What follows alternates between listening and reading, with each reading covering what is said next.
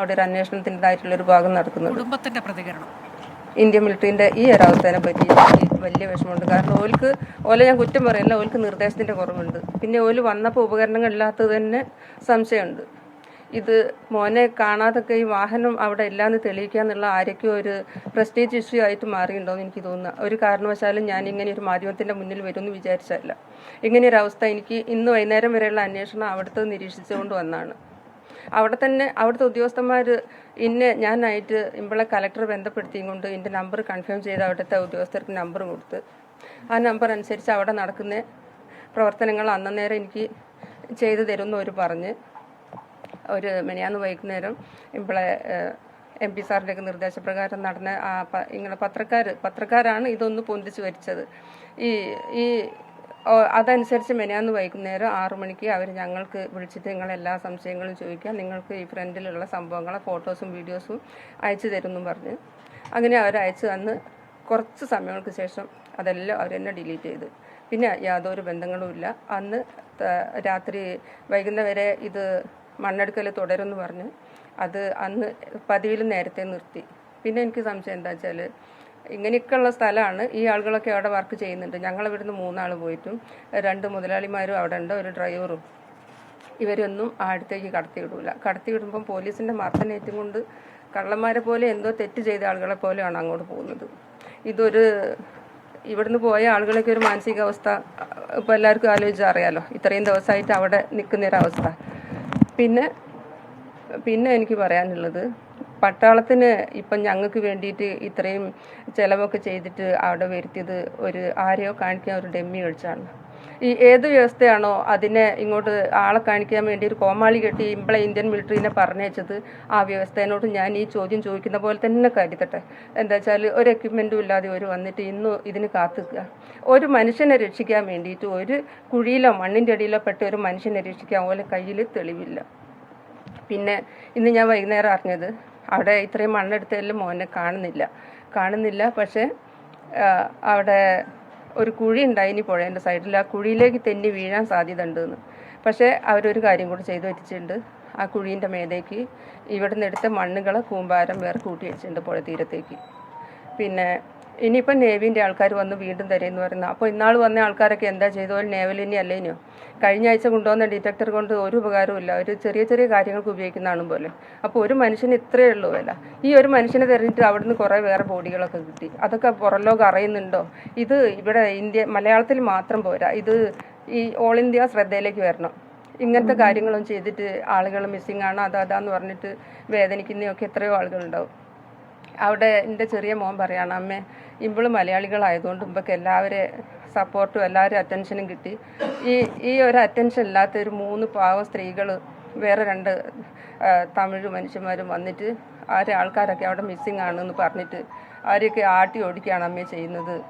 പിന്നെ പുഴേൻ്റെ അപ്പുറത്തും എന്തൊക്കെയോ സംഭവിച്ചിട്ടുണ്ട്, അതും ഒരു നീതിയൊന്നും ആർക്കും കിട്ടുന്നില്ല. ഞങ്ങളെ കൂടെ ഇവർ നടന്നിട്ട് ഇവരോട് ഇങ്ങനെ താഴ്ന്ന് പറയുന്നുണ്ട്. ഇവർ ഓരോ ഭാഷ തന്നെയാണ് സംസാരിക്കുന്നത്, പക്ഷേ ആരും മൈൻഡ് ചെയ്യുന്നില്ല. അവർ പറയുന്ന അവിടെ ആ ഹോട്ടൽ എല്ലാവരും ഇറങ്ങി ഭക്ഷണം കഴിക്കുന്ന ഹോട്ടലിലെ ജോലിക്കാരനാണ് ഇവർക്ക് മിസ്സായ അയാൾ ആ ഹോട്ടലിൽ മിസ്സായി പോയിട്ടുണ്ട് എന്ന് പറഞ്ഞിട്ട് ആ ഹോട്ടലിൻ്റെ ബാക്കി ഭാഗത്തേക്ക് ഇവർ ഓരോ മുന്നിൽ കൂടെ കൊണ്ടുപോയി മണ്ണ് കോരിയിടുക ചെയ്തതെന്നാണ് പറയുന്നത്. അപ്പോൾ ഇത്ര സെറ്റപ്പില്ലാതെ എനിക്ക് പറയുമ്പോൾ എന്താ പറയുക, അഫ്ഗാനിലൊക്കെ ജയിക്കും പോലെ തോന്നുക. ഇന്ത്യയിലാണ് ഇങ്ങനെയൊരു സംസ്ഥാനം തോന്നുക. എന്തിനാ ഇങ്ങനെ ഇതെല്ലാം കൂടെ കൂട്ടിപ്പിടിച്ച് ഇന്ത്യ അങ്ങനെ വലിയ മഹാരാജ്യം എന്ന് പറഞ്ഞ് നിൽക്കുന്നത്? എനിക്ക് സഹിക്കാൻ പറ്റൂല.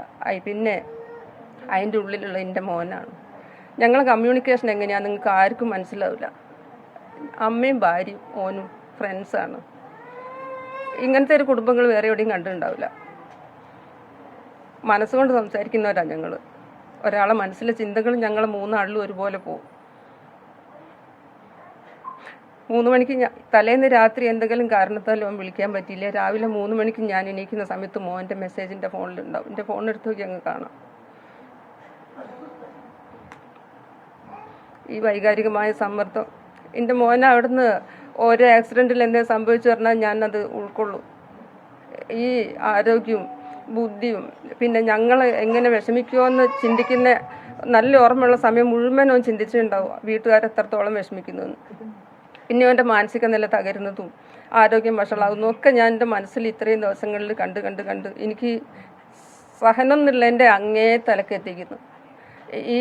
പിന്നെ ഒരു കാര്യം കൂടെ പറയാണ്ട്, ഇത് കാഴ്ചക്കാർ കുറച്ച് കോമാളികൾ ഈ കമൻ്റ് അടിക്കുന്നുണ്ട്. അവർക്ക് ആർക്കും അറിയില്ല ഈ നേരിട്ട് സഹിക്കുന്ന ആളുകളെ മനോവിഷമം. അങ്ങനെയുള്ളവർക്കും കൂടെ ഞാൻ ഒന്നും അല്ല പറയുന്നില്ല.